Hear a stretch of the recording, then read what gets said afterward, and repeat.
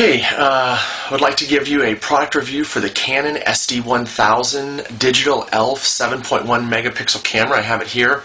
I'm actually videotaping, or this video is made on the Canon SD1000, so you can see the video quality when uploaded to YouTube. And I have one here and I have one on the tripod.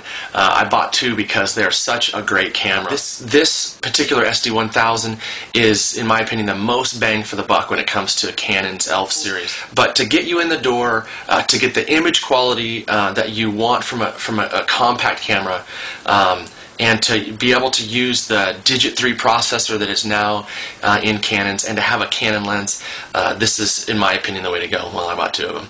To give you a tour of the camera, on the top you have the power button, and then the zoom button, and of course your picture taking button. On this side, nothing. It's a flat side, and the bottom is flat, and then this side is flat. So you can rest on, you can sit right there on the table, right on a table this way, whatever, if you're taking a picture.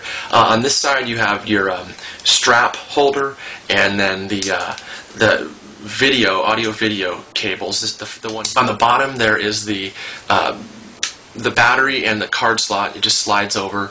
The card, you just press it and it pops out. Again, just a little SD card. And then the battery, this little brown lever, you pull it and it pops the battery out. It's just a teeny little battery. And you really need a couple extra batteries for this camera. Just because there's no, the camera doesn't come with an AC adapter. It does come with a charger. The good thing is the batteries are teeny. They're not those big bulky AA's, so you can easily fit a couple extra, 2-3 extra of these batteries in your camera bag and be set for a weekend road trip. Finally, the front, and if you've noticed, this thing is just a brick. It's small. It's the smallest of the ELPH series, and I don't have a credit card with me, but it's exactly the same size of credit card I've had. So it's smaller than a Razr cell phone, but a little thicker than it. Even still, one of the thinnest cameras out there, and the thinnest, like I said, in the ELPH series. The front, you have your optical viewfinder, and then your lens, of course, and that little dot right there is your microphone. For the video mode. It's flat on the back. All of the buttons on the back are flat. The front is totally flat. Nothing to catch in your pocket. Now to the back. One of the things I love about this camera is that the selector has your photo mode, your video mode, and then your playback mode. One selector, so it's 3 positions up and down, that's it. No spin wheel, no dialing through, no accidentally moving the wheel to manual setting while you're trying to take automatic photos, etc. Just one easy selector, and then once you get on your selection, you can use the function button to scroll through the different settings for sports or, manual, etc. all the way through there. Then you have your function wheel, which has 4 functions on it, so you can quickly adjust the ISO setting, the flash, whether it's manual or whether it's automatic or off. Your timer, so if you want a 2 or 10-second delay or continuous shooting, that sort of thing. And then this one over here on this side, closer to this side, is the macro or normal zoom feature. Then your function button, you have a display, which if you hit that, it's going to give you your, what ISO your picture was taken at, your histogram, that sort of thing. And then the menu button to scroll through and change the settings. But that's basically it. Now, the one thing I do want to highlight is this button right here. This is actually the print and share button, but when it's not hooked onto a printer, you can use that button to be a quick launch feature. The only one that I really like, the one that I set it to and the one I really like, is you can actually set that to go straight to video mode. So even if you're up here at the top in photo mode and you're taking pictures, snap, snap, snap, and you go, this is really cool if I had video. All you got to do is hit that button while you're in picture mode. You don't have to slide it down. It'll go straight to video mode and begin to record for you, and then you just hit the top button here and it stops the recording and puts you back in picture mode so you can start snapping again. I mean, that was just a cool, innovative feature, in my opinion, to put on this camera.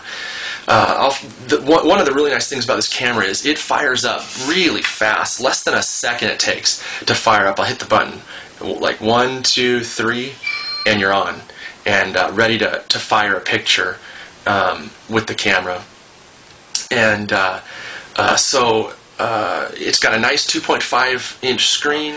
A couple of features that you don't hear about that I wanted to capitalize on in this review that others usually don't is that you can record up to 4 gigabytes of video with this, which I believe is approximately a half an hour straight of video on about a half an hour straight of video on the camera. You cannot zoom you cannot optical zoom once you've hit the go on the camera or on the video mode. But you can zoom it in and then you can zoom into where it's comfortable, hit go on the video mode, and then you can digitally zoom from there, which makes your picture sometimes not as good quality, or the video not as good quality, a little grainy, but you still can at least zoom. And another really cool feature is in video mode you can edit your video. It allows you to take any video you've done and cut off the front and end of it wherever you want, and then you can save it as another file or just override the original. And I'm so amazed at the quality of the video. And by the way, the video output's in AVI. It would be nicer if it was MPEG, but AVI is a really high quality video output, so you can't complain about that.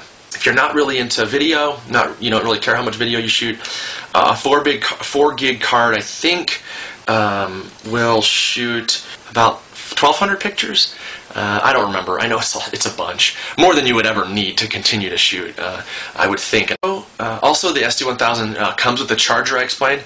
It's kind of cool because here it is. It's about the same size as the camera. It's just a little smaller, actually. But almost the exact same size, really. And the battery just slaps in, and then the prongs pop out. So everything about this camera is compact.